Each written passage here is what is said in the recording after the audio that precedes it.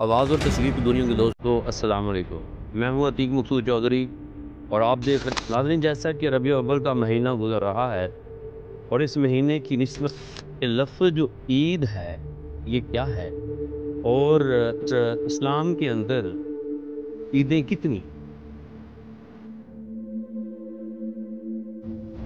عید میلاد النبی، اس موقع کو بھی عید آپ صلی اللہ علیہ وسلم اتنی کثرت سے روزے رکھتے تھے. عید کے دن تو روزہ جائز نہیں ہوتا. اللہ کے نبی اللہ تعالیٰ کے نبی کی ظاہری حالت میں وہ ہمیں میسر نہیں. بقرہ عید کل چیز ایمان قرآن ہر شے اگر میسر ہے تو اسے یہ آپ صلی اللہ علیہ وسلم کی ذات ہمارے لیے بہت بڑی نعمت.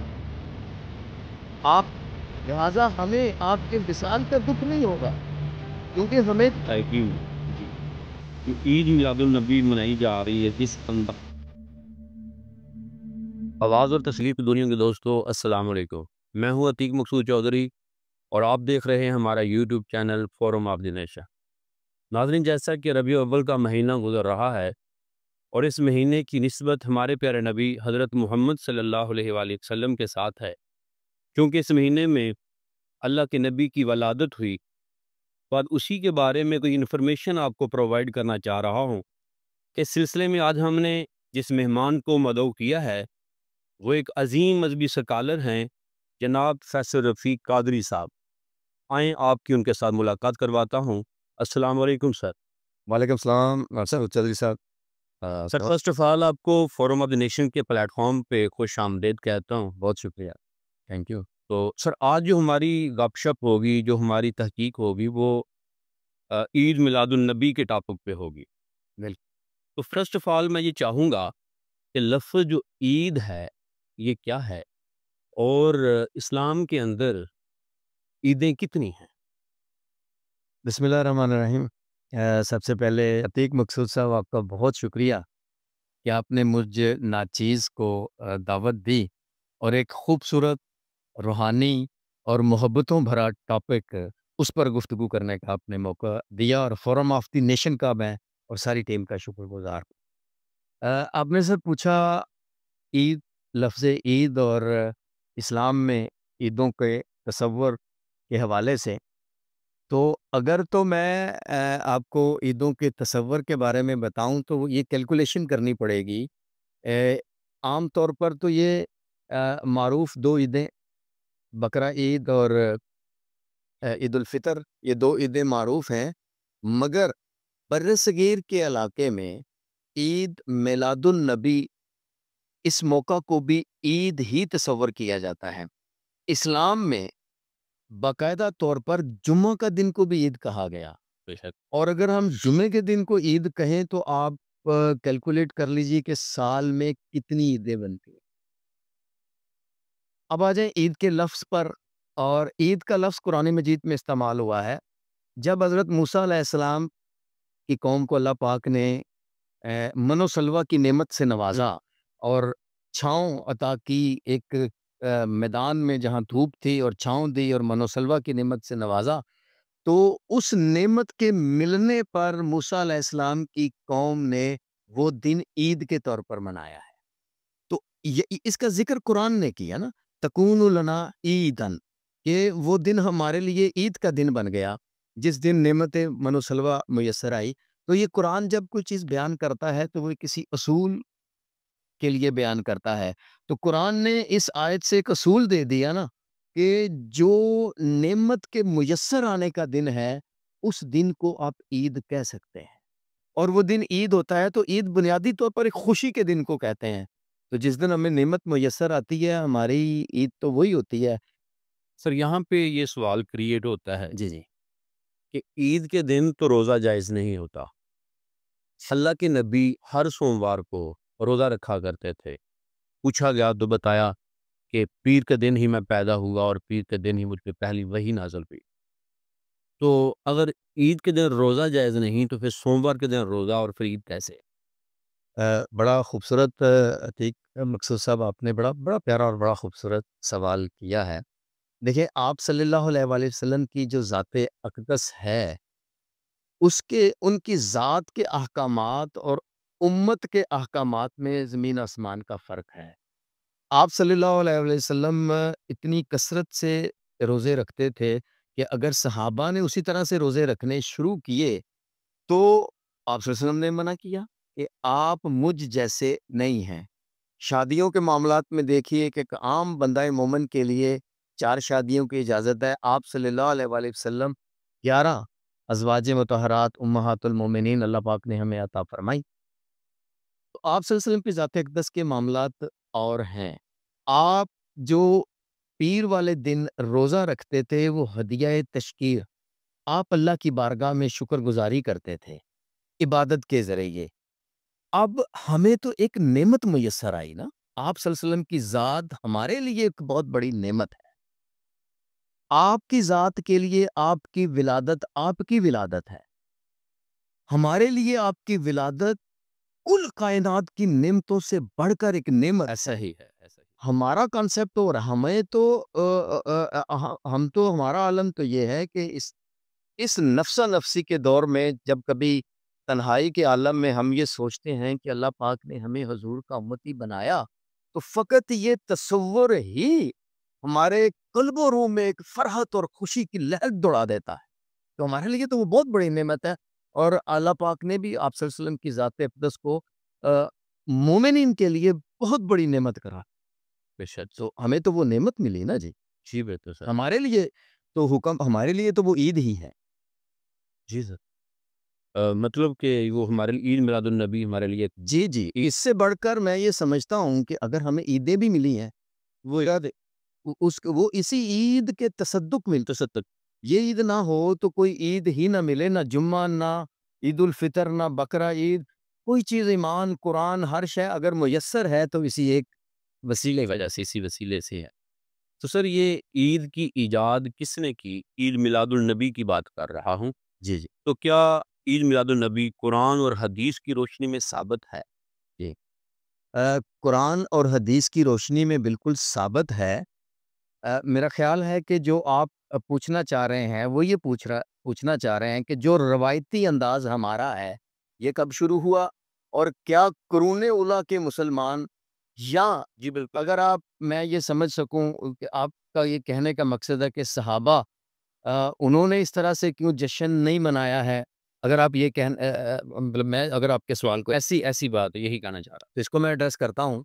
دیکھیے، قرآن نے تو واضح طور پر یہ فرما دیا کہ اگر آپ کو کوئی نعمت میسر آئے تو اللہ کی نعمت کے میسر آنے پر خوشیاں منایا کرو، اور اسپیسیفکلی اگر ہم اس آیت کی تفسیر میں جائیں تو 80% علماء نے، ایون کہ مولانا اشرف علی تھانوی صاحب نے بھی اس آیت کی تفسیر میں یہ فرمایا ہے کہ یہ جو نعمت ہے، اس نعمت سے مراد ذات رسول صلی اللہ علیہ وآلہ وسلم۔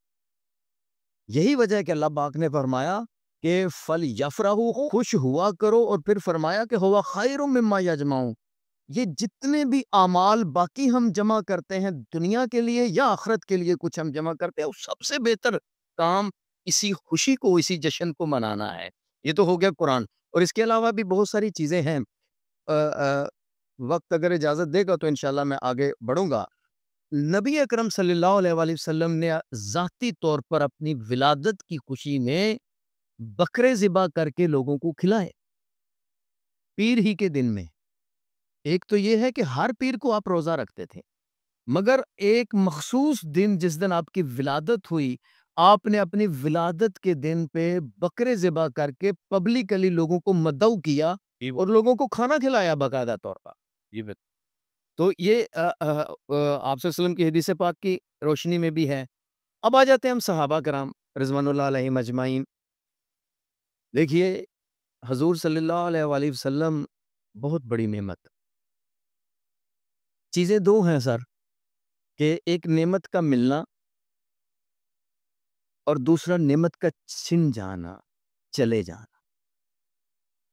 نعمت کا ملنا یقیناً خوشی کا باعث ہے، مگر نعمت اگر چلی جائے تو اس کا غم بھی ایسا ہے کہ جس کا ہم تصور بھی نہیں کر سکتے ہیں۔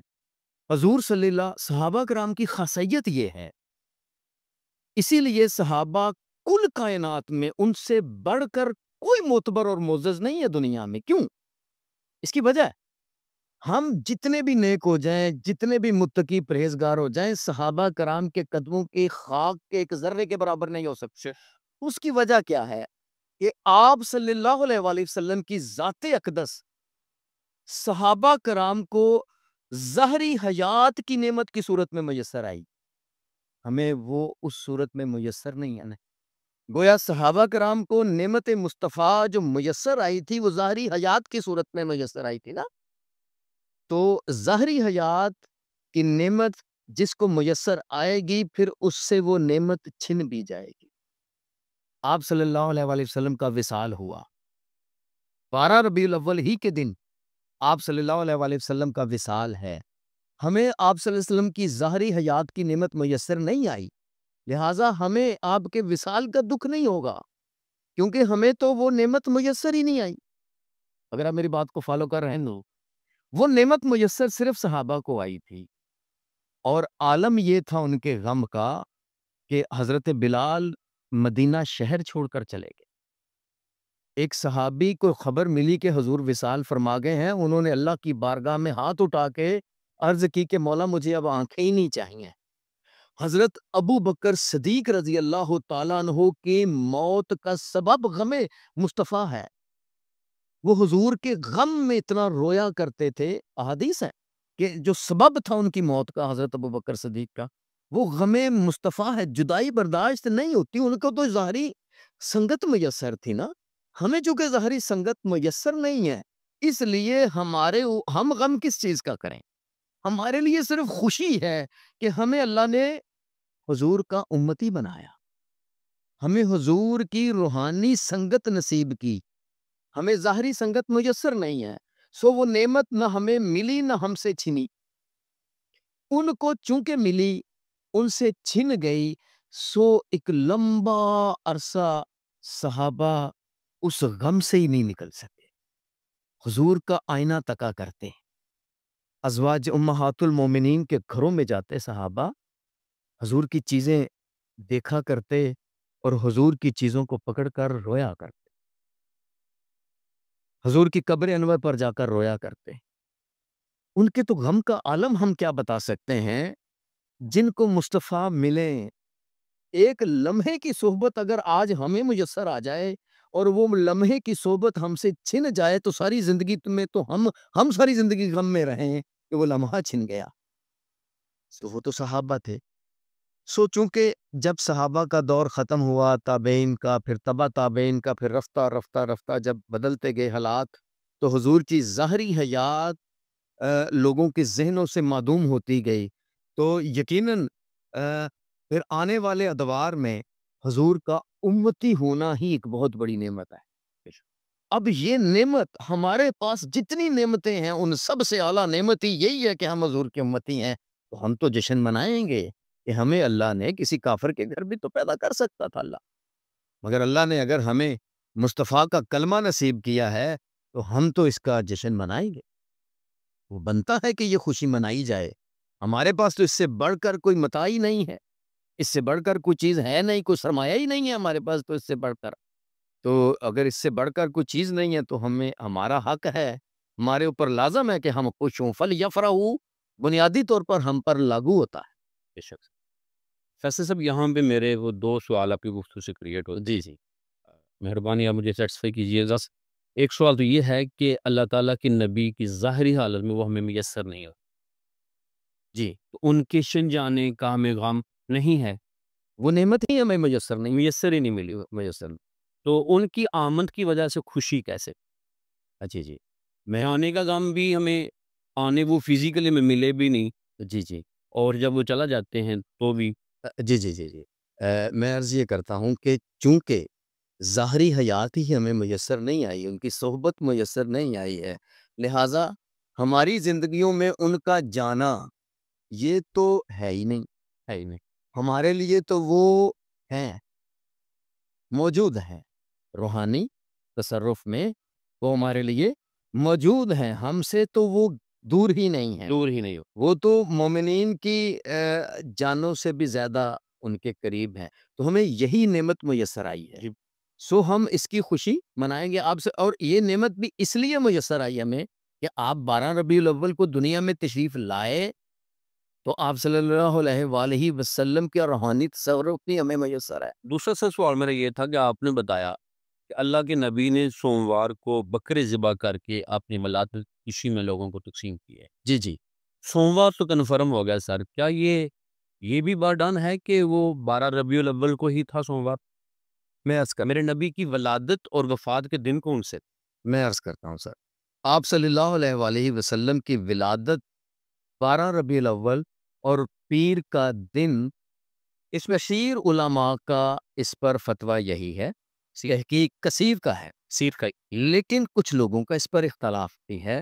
چونکہ کثیر کا ہے تو ہم کثیر پر عمل کر لیتے ہیں. بعض کا یہ ہے کہ 9 ربیع الاول تھی، تو اگر 9 ہو کہتے ہیں تو 4 بھی کہتے ہیں. اس سے میں یہ سمجھتا ہوں کہ 9 ہو یا 8 ہو یا 12 ہو، ہے تو میلاد مصطفی. ہم 9 کو منا، تو وفات کا دن کون سا ہے؟ وفات کا 12 ربیع الاول کا دن ہے. اچھا.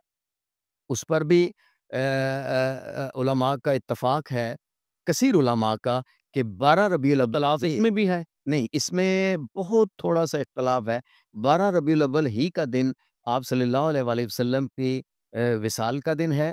12 ربیع الاول ہی کا دن آپ صلی اللہ علیہ وسلم کی ہجرت مدینہ کا دن ہے، اور 12 ربیع الاول ہی کا دن آپ کی ولادت کا دن ہے. یہ جمہور علماء کی تحقیق ہے، کثرت کے ساتھ.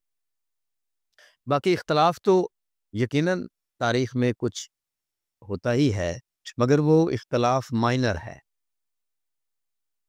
فیصل صاحب، ہماری سوسائٹی میں جی جی. جو عید میلاد النبی منائی جا رہی ہے، جس انداز میں منائی جا رہی ہے، جی نبی کریم صلی اللہ علیہ وآلہ وسلم کی تعلیمات اور اس میں کتنا فرق ہے؟ جہاں تک میں یہ سمجھتا ہوں کہ اگر میں میلاد النبی جو اس وقت جو ٹریڈیشنلی ہمارے ہاں منائی جا رہی ہے، اگر ہم اس کے اجزائے تشکیلی کا جائزہ لیں تو وہ اس طرح سے ہے کہ ہم جھنڈیاں لگاتے ہیں، ہم چراغاں کرتے ہیں، ہم محافل کرتے ہیں، جلوس بھی نکالتے ہیں، طعام بھی کا اہتمام بھی ہوتا ہے، لوگوں کو کھانے کھلائے جاتے ہیں، نئے کپڑے بھی پہنائے جاتے ہیں. اب اس دور میں بعض لوگ کیک بھی کاٹتے ہیں. یہ ساری چیزیں اس وقت جو میرے ذہن میں ہیں، میرا یہ خیال ہے، خیال نہیں بلکہ یہ وہ ساری چیزیں ہیں کہ جن کی ممانعت اسلام میں کہیں پر ہمیں نظر نہیں آتی. جھنڈیاں لگانا کہیں ممنوع نہیں ہے. فیصل صاحب، اگر میں یہاں بھی یہ پوچھوں کہ پھر بدعت کیا ہے؟ جی، میں بدعت کی ڈیفینیشن آپ کو کر دیتا ہوں. بدعت سر وہ اعمال ہوتے ہیں، ایسا عمل جس کی اسلام کی اساسی اور بنیادی اصول ہیں، ان سے جو اختلاف بنے اس کا، ایسے کام کا، وہ کام بدعت ہے. جس سے فتنہ پھیلے، فرقہ پھیلے، اختلاف بڑھے، انارکی بڑھے. تو پھر اس میں اختلاف بڑھ نہیں رہا؟ میں بتاتا ہوں جی. اس میں اختلاف بڑھنا جو ہے، اور جو لوگ اختلاف بڑھا رہے ہیں اس میں، تو وہ بدعت وہ کر رہے ہیں. نہیں، ایکچولی یہ مجھے جو میرے نالج میں ہے بدعت، میں نے آج تک یہی سنا پڑا کہ ہر وہ کام جو دین کے اندر اضافی ہو، جس کو انسان ثواب کی نیت سے کرنا شروع کر دے، کہ اس کو بدعت کہتے ہیں. جو دین کے اندر اضافی ہو، آپ نے اپنی ڈیفینیشن میں یہ کہا، تو جو دین کے اندر اضافی ہوگا نا، جس کا دین کی جڑوں کے ساتھ کوئی لنک ہی نہیں ہوگا، دین کی بنیاد کے ساتھ کوئی لنک نہیں ہوگا، یقیناً وہ بدعت ہی ہوگا. مگر جس کا دین کی بنیادوں سے تعلق ہوگا، اور جس سے معاشرے میں خیر اور فلاح بڑھے گی، جس عمل کے ساتھ حضور کی محبت کے چراغ روشن ہوں گے، جس سے ایمان کو فرحت اور تازگی ملتی ہے، جس عمل سے حضور کی ذات سے نسبت اور تعلق حبی قائم ہوتا ہے، اس کا تو دیاتی دوروں سے تعلق. آپ کو نہیں لگتا فیصل صاحب کہ آنے والے وقت میں یہ جھنڈیاں، یہ چراغاں، یہ ہمارے کا عقیدہ بن جائے گا اور یہ ثواب کی نیت میں ہم کرنا ضروری سمجھ لیں گے؟ آج بھی ہم اگر کسی انسان سے یہ بات کہتے ہیں کہ یہ کیوں منایا جاتا ہے، تو وہ آگے سے دلیل دیتے ہیں کہ اپنے بیٹے کی تو برتھ ڈے منا لیتے ہیں، تو بیٹے کی برتھ ڈے چونکہ ایک دنیاوی معاملہ ہے، اس کا دین کے ساتھ کوئی عمل دخل نہیں۔ یہ جو کام ہم کر رہے ہیں، یہ کیک کاٹ رہے ہیں، یہ جھنڈیاں، یہ ساؤنڈ سسٹم، یہ جلوس، کیا آپ کو لگتا نہیں کہ آنے والے وقت میں ہمارا جو ہے یہ عقیدے میں یہ شامل ہو جائے گا کہ یہ دین کا لازم و ملزوم حصہ ہے؟ دیکھیے، یہ جو چیز ہے کہ ہم یہ کہیں کہ یہ چیز ہمارے دین کا لازمی جز بن جائے گی، تو میرا یہ خیال ہے کہ یہ لازمی جز ہے، بن جائے گی کا مطلب وہ چراغاں، وہ جھنڈے، وہ پہاڑیاں، جی یہ جو سٹائل ہے اس کی بات کر رہا ہوں، ویسے تو خوشی ہے۔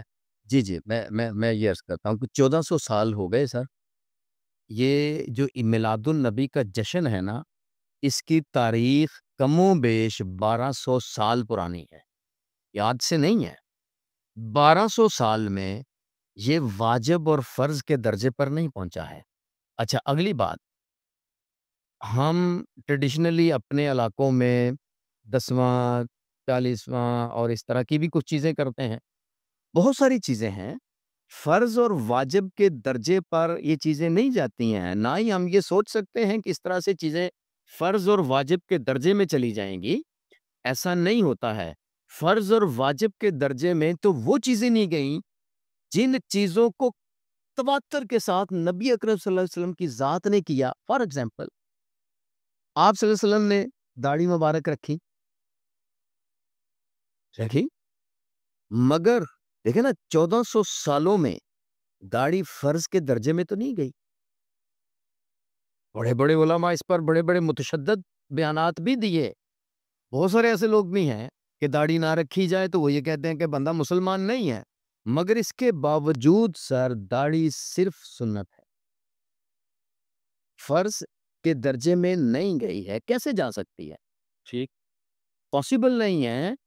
فرض کسی چیز کو قرار دینے کے لیے اس کے لیے الگ سے اصول و ضوابط شریعت کے موجود۔ حسن صاحب، یہ جو ہماری نوجوان نسل کو عید میلاد النبی کے ذریعے ان کی جو ہمارے پروگرام ہوتے ہیں، کوئی حقیقی تعلیمات مل رہی ہے یا جسٹ ایک رسم پوری کی جا رہی ہے؟ دیکھیے جی، یہ ایک کچھ المیہ بھی ہم کہہ سکتے ہیں کہ ہمارے معاشرے میں جہالت کا عنصر تیزی کے ساتھ پروان چڑھ رہا، ہم ہر چیز کو محض ایک رسم کے طور پر لیتے ہیں، مگر اس کے باوجود میلاد النبی کے جو پروگرام ہیں ان میں دیکھتا ہوں، میرا جہاں تک تجزیہ ہے کہ جیسے آپ 14 اگست ہمارا جشن آزادی دیکھیے، اس میں بڑی ولگیرٹی آپ کو نظر آئے گی، بڑی بری چیزیں نظر آئیں گی، باجے بج رہے ہیں، پیپنیاں، آپ اپنے گھر میں سو نہیں سکتے ہیں، ایسی ایسی چیزیں وہاں پر نظر آتی ہیں۔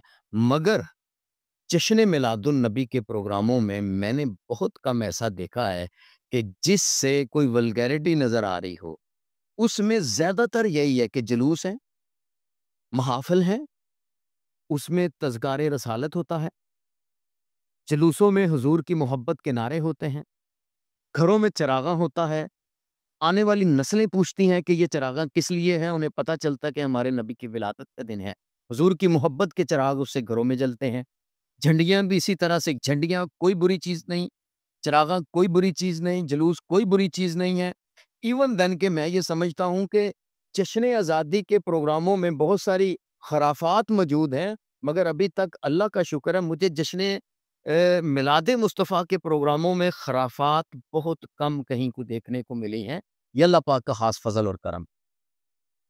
مطلب کہ آپ اللہ کے نبی جی، عید میلاد النبی کے موقع پہ ہمارے درمیان موجود ہوتے ہیں، میں یہ سمجھتا ہوں اگر خوش ہوتے ہیں ڈیفینیٹلی۔ دیکھیے، یہ آپ ایک حدیث پاک میں نے پڑھی اور میں حیران ہوا کہ ایک صحابی تھے جن کا کام کیا ہوتا، وہ کھڑے رہتے باہر، اور وہ جب صحابہ کرام کا مجمع یا افراد کی کمی آ جاتی، تھوڑا سے لوگ چلے جاتے، اور نبی اکرم صلی اللہ علیہ وآلہ وسلم سارے دن کے کام کاج کی وجہ سے نہ جانے کیا کیا کچھ آپ صلی اللہ علیہ وسلم کی ذات نپٹا رہی ہوتی ہے، ہر طرح کے معاملات، کتنی جنگیں، کتنے غزوات، کیا کیا کچھ چل رہا تھا آپ کی زندگی اقدس میں۔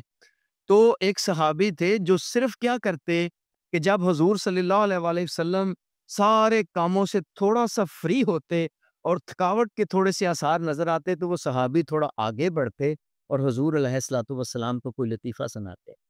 وہ یہی کرتے کہ جناب حضور کو کوئی ایسی بات بتائی جائے، یعنی وہ باتیں جو بڑے بڑے صحابہ کرنے سے ہچکچاتے تھے وہ بلا جھجک کر دیا کرتے تھے، یہ اور کر کے ان کا مقصود یہ ہوتا تھا کہ میرے مصطفیٰ مسکرا لیں، وہ ہنس لیں، ان کی تھکاوٹ تھوڑی سی دور ہو جائے.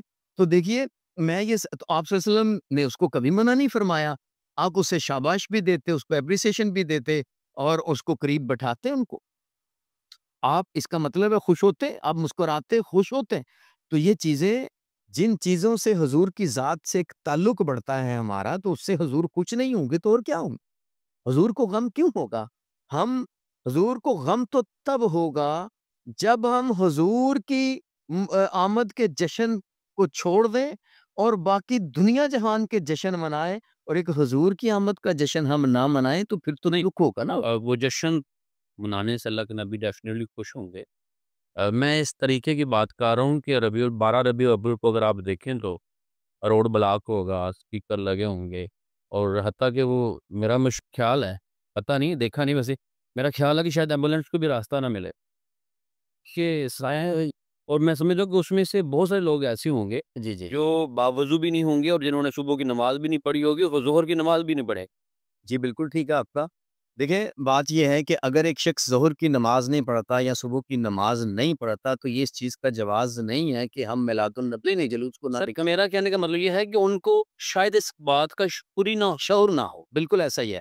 انہیں اس بات کا شعور نہیں ہوتا ہے، اور میں یہ سمجھتا ہوں کہ اگر وہ محافل میں آئیں گے اور تذکار رسالت کو سنیں گے اور حضور کی سیرت کو سنیں گے تو ممکن ہے وہ بے نمازی بھی نماز کی طرف لوٹ آئے. تو یہ ایک موقع ہے ایسے شخص کے لیے بھی جو نماز نہیں پڑھتا ہے، جو پاکیزگی اور طہارت کا خیال نہیں رکھتا ہے، اس کے لیے بھی یہ ایک موقع ہے. سر بہت اچھی گفتگو کی ہے آپ نے. لاسٹ میں ایک دو سوال اور کرنا چاہوں گا کہ اگر واقعی عید میلاد النبی منانا محبت رسول ہے تو اکثر علماء کرام اس محبت کی قیمت کیوں طے کر لیتے ہیں؟ میری مراد سمجھ گے ہوں گے آپ. میں سمجھ گیا ہوں. دیکھیے یہ المیہ ہے. اب ایک آپ صلی اللہ علیہ وسلم کے فرامین بھی ہیں کہ قرب قیامت میں دین بیچا بھی جائے گا، دین کے نام پر کاروبار ہوگا، قرآن کی آیتوں کو بیچا جائے گا، حضور کی محبت کے نعروں کو بیچا بھی جائے گا. تو دیکھیے جو بیچنے والے ہیں انہوں نے بیچنا ہے،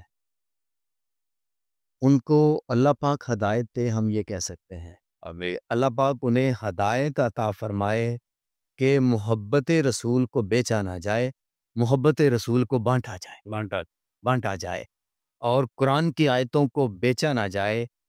قرآن کی آیتوں میں غوطہ زن ہو کے اس کے علوم اور معارف سے لوگوں کے قلوب و اذہان کو روشن کیا جائے. مگر بدقسمتی یہ ہے کہ دین کے شعبے کے ساتھ یتیموں سے بھی زیادہ برا سلوک ہوا ہے. اس میں قصور ان کا بھی نہیں ہے. ہم نے اجتماعی سطح پر سوسائٹی نے ہماری نے اور ہماری حکومتوں نے دین کو جو ہے نا وہ ایک فارغ وقت کا ایک ثواب کا کام سمجھا ہوا ہے. ایسا سوسائٹی بھی اس میں قصوروار ہے اور اس میں ہماری حکومتیں بھی قصوروار ہیں.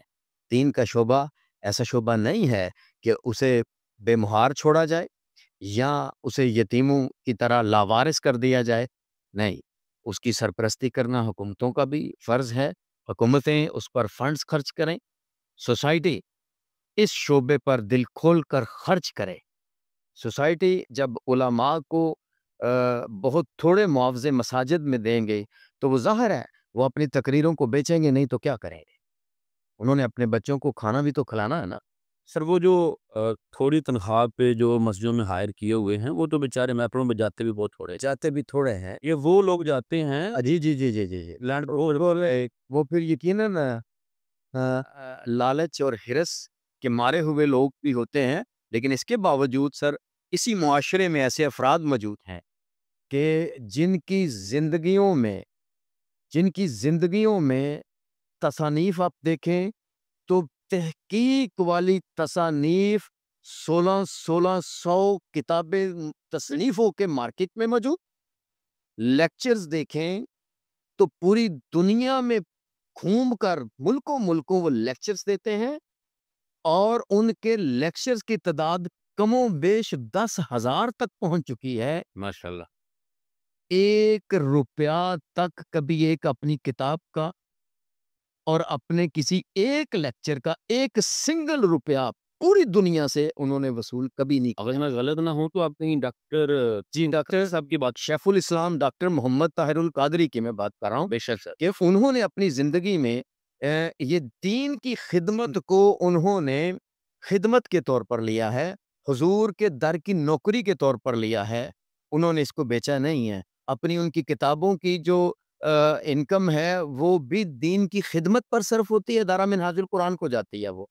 اور جو ان کے لیکچرز ہوتے ہیں 1 روپیہ بھی اپنے لیکچر کا وہ نہیں، سفری اخراجات کی مد میں بھی وہ نہیں لیتے ہیں، سفری اخراجات کی مد میں بھی وہ نہیں لیتے ہیں. اور ابھی حال ہی میں دیکھیے ایک ویژنری مذہبی اسکالر کا ویژن کیا ہوتا ہے کہ انہوں نے میلاد پاک کے موقع پر 12 ربیع الاول کو ایک بہت بڑی محفل پاک کا انعقاد ہوتا ہے، کروڑوں روپیہ اس میں خرچ کیا جاتا ہے، ایک بڑے جشن کا سما ہوتا ہے. ہر سال عالمی سطح پر وہ محفل میلاد کا انعقاد کیا جاتا ہے. مگر اس سال چونکہ وطن عزیز پاکستان سیلاب کی صورتحال میں ہے، لوگوں کی پریشانی ہے، لوگ سیلاب زدہ ہو چکے ہیں، بے حال ہو چکے ہیں، گھر تباہ ہو گئے، سامان تباہ ہو گیا، لوگ بھوک کا شکار ہو رہے ہیں. تو ڈاکٹر طاہر القادری صاحب نے میلاد النبی کی عالمی سالانہ میلاد محفل کو محدود کر کے اس کے کروڑوں روپے کے اخراجات سیلاب زدہ علاقوں میں سیلاب زدگان کی مدد کے لیے بھیج. ماشاءاللہ بہت اچھا. ایسے لوگ بھی ہیں. بہت اچھا فرض. جی نو ڈاؤٹ سر. ڈاکٹر صاحب عظیم پرسنالٹی ہیں، عظیم حسیر ہے سر، اللہ سلامت رکھے. جی سر اختلافات بڑھتے جا رہے ہیں. اللہ کے قرآن پاک میں ہے کہ وَتَعْصِمُوا بِحَبْلِ اللَّهِ جَمِيعًا وَلَا تَفَرَّقُوا وَلَا تَفَرَّقُوا. اللہ کی رسی کو مضبوطی سے تھام لو، فرقوں میں تقسیم نہ ہو جاؤ. لیکن عام سادہ لو انسان جو ہے وہ کنفیوز ہے.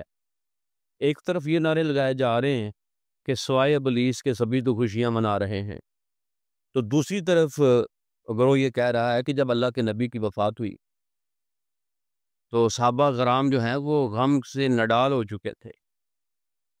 تو فاطمہ رضی اللہ تعالیٰ عنہ اس کے بعد کسی نے اس کو مسکراتے نہیں دیکھا. ایسا ہی ہے. تو ابلیس جو ہے، شیطان جو ہے وہ خوشی سے کھل اٹھا. ایک گروہ یہ کہہ رہا ہے کہ ابھی بھی ابلیس کے پیروکار اللہ تعالیٰ کے نبی کی وفات کے دن خوشیاں منا رہے ہیں. اب کس طرف جائیں؟ وہ اس کو ابلیس کہہ رہا ہے، وہ اس ابلیس کہہ رہا ہے. وہ فیصلہ کرنا بہت مجھے ناعاقبت اندیشی ہے، بے وقوفی ہے. اور دوسری بات، اگر یہ بات تو ذرا تھوڑی سخت ہے، مگر جب دین بزنس ہوگا تو یقیناً یہ دکانداریاں چلانے کے لیے یہ سب چیزیں کرنی پڑتی ہیں. یہ بزنس ہے، یہ دکانداری چلانے کے لیے سٹیٹمنٹس دی جاتی ہیں. ہمارے ساتھ تو حضور کی وفات کا تعلق ہی نہیں. جن کے ساتھ تھا انہوں نے غم کیا، ہمارے ساتھ تو حضور کی وفات کا تو کوئی تعلق نہیں ہے. ہمارے لیے ہماری پیدائش کے دن جس طرح حضور ہمارے ساتھ تھے وہ آج بھی ہمارے ساتھ. ہمیں تو حضور نے نہ اس دن چھوڑا نہ آج چھوڑا، ہمارے ساتھ تو اسی طرح ہے. تو وہ ایک ظاہری حیات تھی، جن کے ساتھ وہ معاملہ تھا انہیں غم ہوا اور انہوں نے غم کیا بھی، اور وہ بنتا بھی ہے. ٹھیک ہے جی. تو ہمارے ساتھ ہمارا وفات کے ساتھ تعلق ہی نہیں ہے. ہمارے لیے تو حضور مرے ہی نہیں ہے، ہمارے لیے تو حضور کا وصال ہی نہیں ہے. بالکل ایسا ہی. تو وہ تو ہمارے لیے تو حضور آج بھی ہماری غمگساری کرتے ہیں. آج بھی اگر ہم اپنی جانوں پہ ظلم کر لیں تو اللہ تو ہمیں آج بھی حکم دے رہا ہے کہ جاؤ میرے مصطفیٰ کے پاس. ہم آج بھی حضور کے تصور کو لے کر حضور کی بارگاہ میں التجا کرتے ہیں کہ اللہ سے معافی لے دیجئے. ہمارے لیے تو ہمیں تو قبر میں بھی حضور ہی نے سب سے پہلے سہارا دینا ہے. تو ہمارے لیے کیسے؟ ہمارے لیے تو مرے ہی نہیں ہے نا. تو جن کے لیے حضور وصال فرمایا تھا، حضور اس دنیا سے گئے، تو ان کے غم کا اندازہ احادیث سے ہم لگا سکتے ہیں، مگر ہمارے لیے نہیں. ہمارے لیے تو حضور حیات ہے. لیکن اللہ آپ کو سلامت رکھے. بہت اچھی بہت ایکسیمنٹ گفتگو ہوئی. لیکن ناظرین مجھے دیجیے اجازت. اپنا بہت سا خیال رکھیے گا. آپ لوگ سب رکھتے ہیں, آپ ان کا بھی رکھیے گا جن کا کوئی نہیں رکھتا. اللہ حافظ.